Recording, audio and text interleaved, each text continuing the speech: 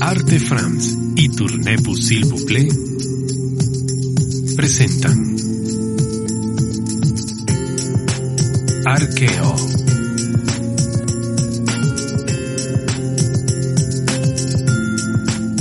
Mi nombre es Peter Eco, soy arqueólogo, y los llevaré a lugares muy importantes en todo el mundo. Conoceremos a otros arqueólogos y aprenderemos sobre sus investigaciones y sus más recientes descubrimientos. Vamos a embarcarnos en un viaje maravilloso a través del tiempo y la historia.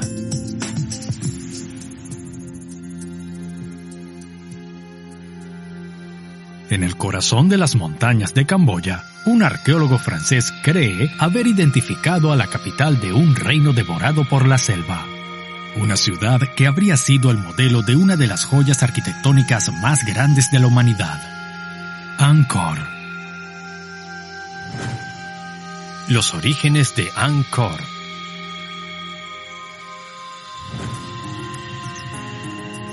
Desde su descubrimiento en 1861, Angkor sigue fascinando a los científicos. Se extiende hasta donde alcanza la vista por más de 560 kilómetros cuadrados. Para nosotros, este sitio de investigación al aire libre no tiene comparación.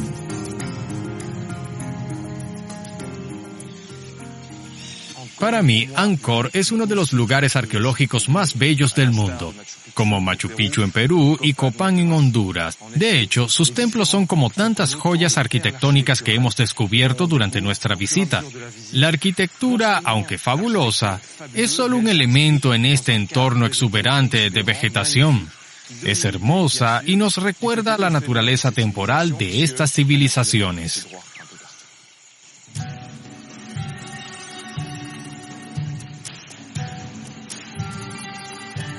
No obstante, durante su apogeo en el siglo XII, Angkor era sin duda la ciudad más importante del mundo.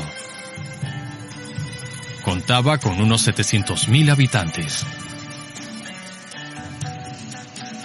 Tenía más de 200 templos.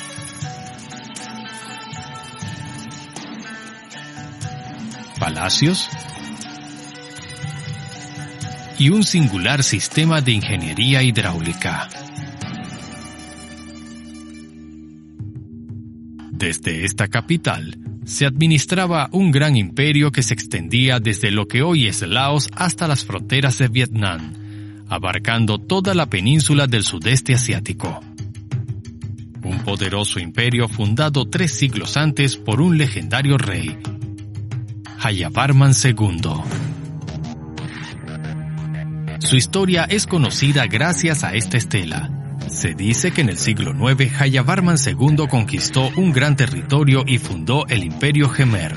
Se proclamó a sí mismo Dios Rey. Luego se instaló en las montañas y creó una poderosa capital real, Mahendraparvata.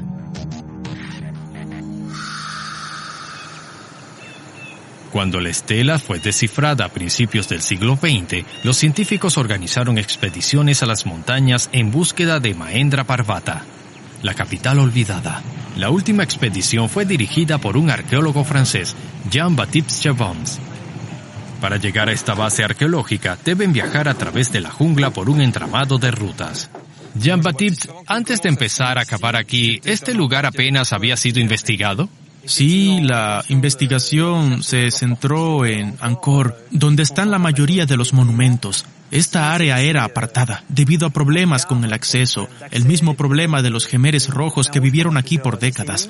Se habían iniciado algunos estudios. En realidad no estábamos empezando de nuevo, sin embargo, aún no se había podido cavar aquí. Toda una labor de pioneros. Sí, en cierta forma, sí. Ya varios científicos han explorado esta región. En 1936, un experto en historia del arte francés, Philippe Stern, registró una docena de templos en la selva. Llevó consigo algunas estatuas y relieves de su expedición, que hoy se exhiben en el Museo Guimet de París. Durante los años 60, otro científico de la Escuela Francesa de Estudios del Lejano Oriente, Jean Bouvet, continuó con las investigaciones. Pero la llegada de los Jemeres Rojos paralizó todo. El área estaba repleta de minas, y no fue sino hasta la década del 2000 que Jean-Baptiste pudo regresar a esta selva. Ya casi anochece cuando llegamos a Ngloem Thom. Es en este tradicional pueblo de 1000 habitantes que Jean-Baptiste ha establecido su base. Es un hermoso centro de operaciones.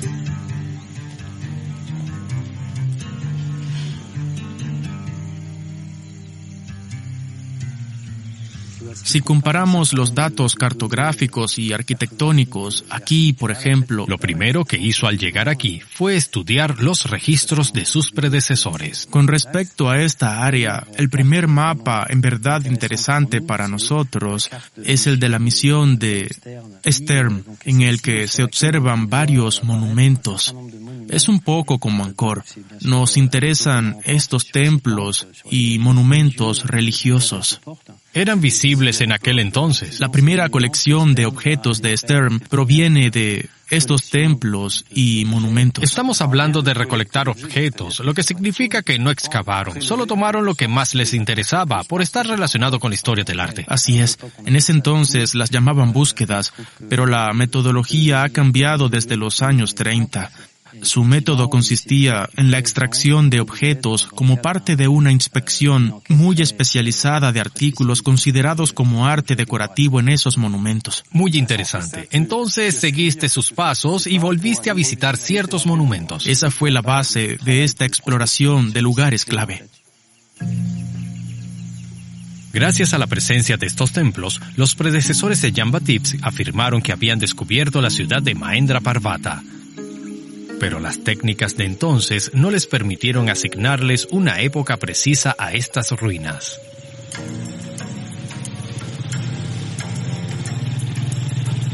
Entonces Jean-Baptiste se hizo cargo de la investigación.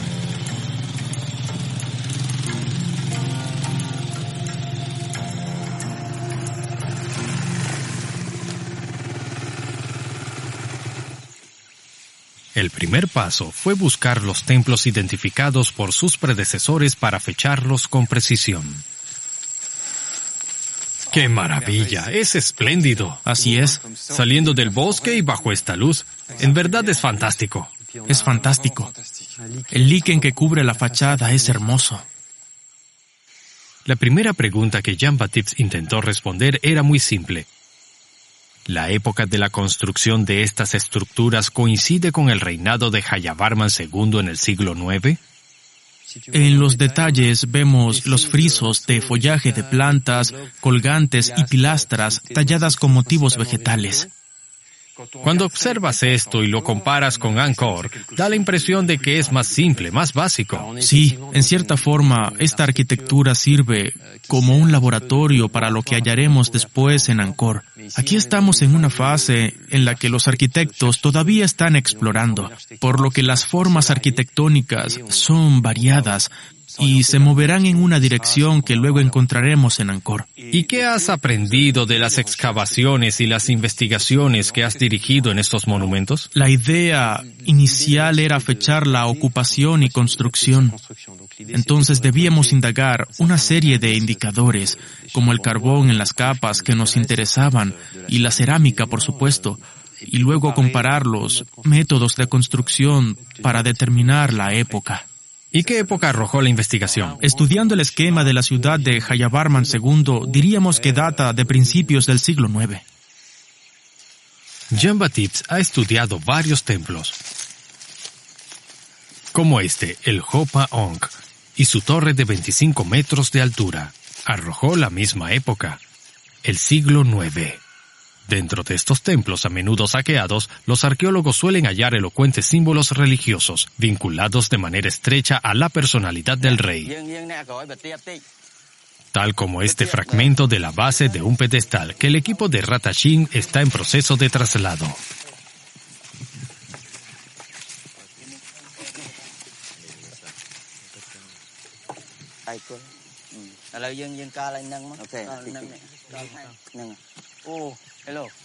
Hola, es un placer.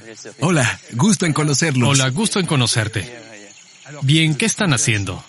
Estamos extrayendo el pedestal a la superficie porque está bajo tierra y los líquenes crecían en la piedra. Así que lo extrajimos para salvarlo de las malas condiciones.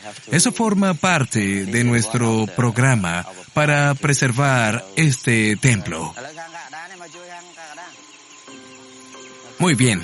Jean-Baptiste examinará estos restos, pero ya sospecha que este pedestal pudo haber sostenido una estatua de Shiva, uno de los 3 dioses superiores del hinduismo, la religión practicada en el Imperio Jemer. En este lugar, Jean-Baptiste y su equipo suelen encontrar a esta deidad representada en forma de una linga, un símbolo fálico. Jayavarman II, el autoproclamado Rey Dios, era un gran admirador de ese dios.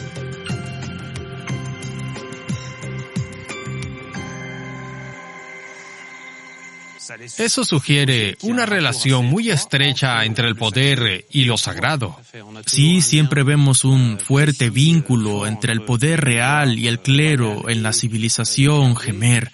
Y este enlace se materializará más con un concepto complejo, que es el del Rey Dios. Este concepto fue inventado por los Jemeres en ese momento y fortalece el vínculo entre los dioses y el rey. Forma parte del poder del rey. Exacto. Jayavarman II, el Rey Dios, parece haber dejado su huella aquí. ¿Son estos los restos de su ciudad capital Mahendra Parvata?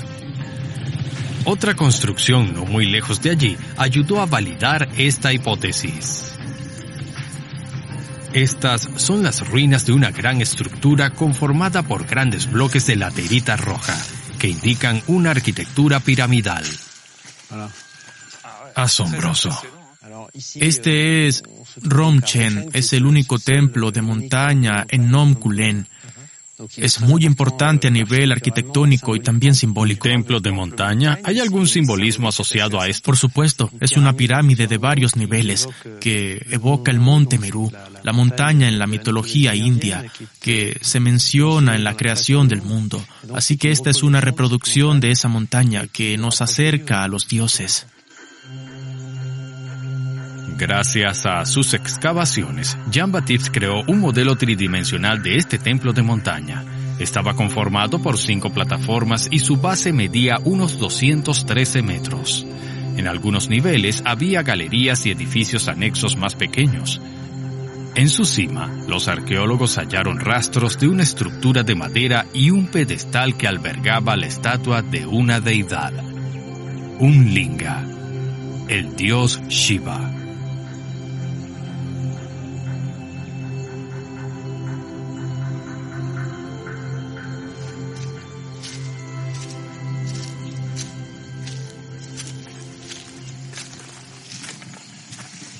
La fuerza de trabajo necesaria para construir ese templo es enorme. ¿Quién estuvo a cargo de esto? En efecto, era alguien que tenía un gran poder. Por eso lo conectamos con Jayavarman II, el gobernante que se sabe que reinó en varios lugares de Camboya, en especial Nom Kulen. Nuestras excavaciones también han ayudado a aclarar la época, lo que indica una correspondencia con su reinado. Por lo tanto, tenemos contundentes pruebas para pensar que este monumento fue construido por Jayavarman II. Esta hipótesis convierte a Romchen en uno de los primeros templos de montaña construidos en Camboya. Los arqueólogos consideran que este monumento es una especie de prototipo. Jayavarman II fue el primero en construir templos de montaña para crear fuertes símbolos de la unidad de su imperio. Estos templos de montaña fueron imitados por sus sucesores. Y esto se relaciona a la perfección con Angkor, donde todavía se conservan varios templos de montaña, como el Prep Rup, el Takeo o el Bayon, con sus torres talladas con rostros de dioses. El más desarrollado de ellos es sin duda el famoso templo Angkor Wat.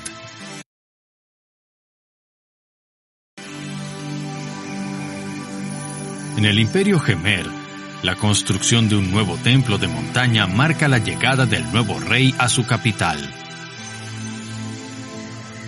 Este templo de montaña, Ronchen, es un fuerte símbolo que sugiere que esta es la famosa capital de Jayavarman II, Mahendra Parvata. Pero aún falta un elemento especial. Una capital real debe tener un palacio real. Por ello, Jean-Baptiste fue en su búsqueda en el corazón de la selva. Les confieso que, por lo que sé, me siento un poco perdido. ¿Cómo encuentras ruinas en un entorno así? Es el resultado de mucha exploración, de caminar en este lugar y de las relaciones con los aldeanos, que nos ayudan como guías. Por ejemplo, aquí ves fragmentos de ladrillos, lo cual indica la existencia de construcciones y edificios antiguos. Jean-Baptiste ha encontrado muchos ladrillos en este lugar, así que decidió investigar la zona. Tras abrir grandes fosos, descubrió estos cimientos y adoquines, un material reservado para las construcciones ilustres. Con estos datos, pudo crear un modelo tridimensional de este singular edificio. El conjunto forma un complejo rectangular de gran tamaño. Los numerosos edificios que lo componen forman una estructura única. Para Jean-Baptiste no hay duda, este es el Palacio Real de Jayavarman II.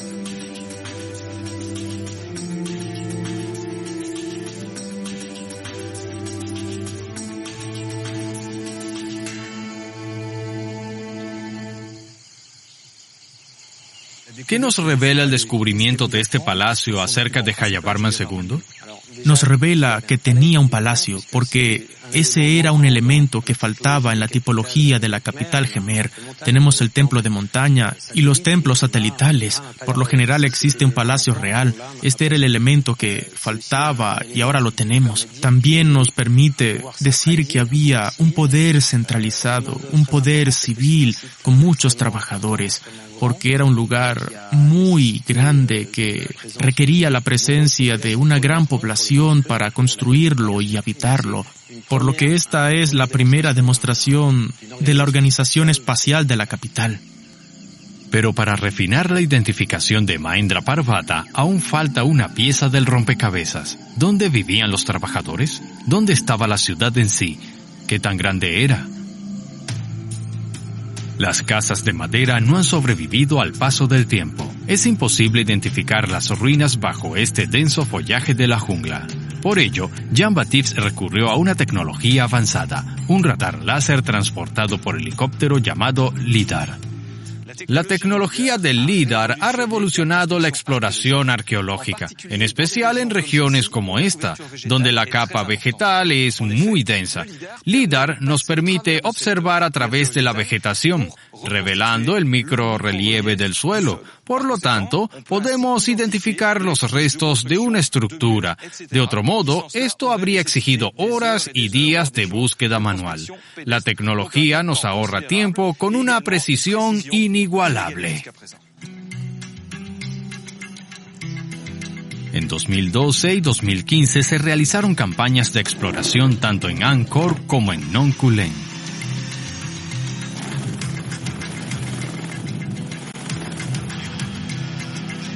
Es un área topográfica muy diferente. Como era de esperarse, Jean-Baptiste se asoció con este proyecto científico internacional que convocó a varios equipos de investigadores y arqueólogos. Aquí vemos el enorme Nong Kuleng que emerge de la llanura. Gracias al LIDAR, lo veremos en la computadora. Toda el área ha sido mapeada. Lo que vemos aquí es el templo de la montaña. Este es el templo de la montaña, Ronchen. Es fabuloso, se ve muy nítido, mientras que desde aquí no es fácil divisarlo. La ventaja del LIDAR es la gran precisión de su imagen. Gracias a la tecnología del LIDAR, Jean-Baptiste pudo sorprenderse al descubrir una importante red de carreteras que se entrecruzan durante más de 16 kilómetros.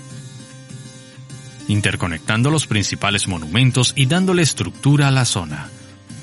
También se observa una serie de presas y cuencas, una compleja red hidráulica para retener y distribuir el agua. Un plan urbanístico está saliendo a la luz. Ahora podemos tener alguna idea de la cantidad de casas, los tipos de vecindarios o la densidad de la población. Sí, tenemos un alto grado de precisión, metro a metro, por lo que podemos ver una serie de parcelas a lo largo de estos ejes que corresponderían a zonas residenciales.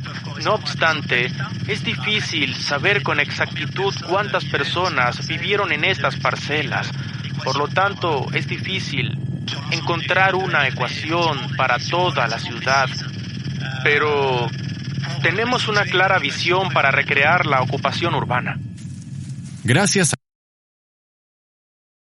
a estos datos, Jean-Baptiste regresó a este lugar con el arqueólogo camboyano Sakada Sakoen. El objetivo es observar estructuras en el terreno que fueron reveladas por el LIDAR. Ahora estamos aquí. Y tratar de encontrar rastros concretos de los habitantes de esta ciudad.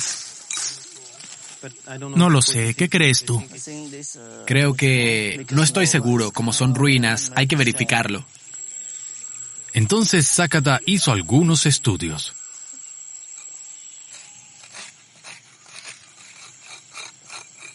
Hola, Sakada. Hola, Peter. ¿Cómo estás? Gracias al LIDAR, has podido desarrollar una estrategia de investigación y excavar fosas por todas partes. ¿Qué hallaste? Este año decidimos hacer la excavación de la carretera conectada al templo y encontramos mucha cerámica antigua de la época de Jayavarman II. Bien. Entonces, vemos mucho de ese periodo.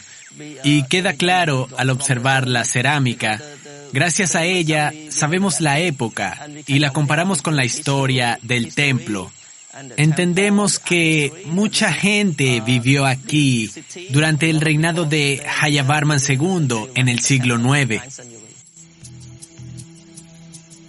Y esta es la legendaria ciudad de Mahendra Parvata, descubierta a través del largo trabajo del arqueólogo, con sus templos secundarios, el templo de montaña, su palacio, su avanzada ingeniería hidráulica y su organizada red urbanística.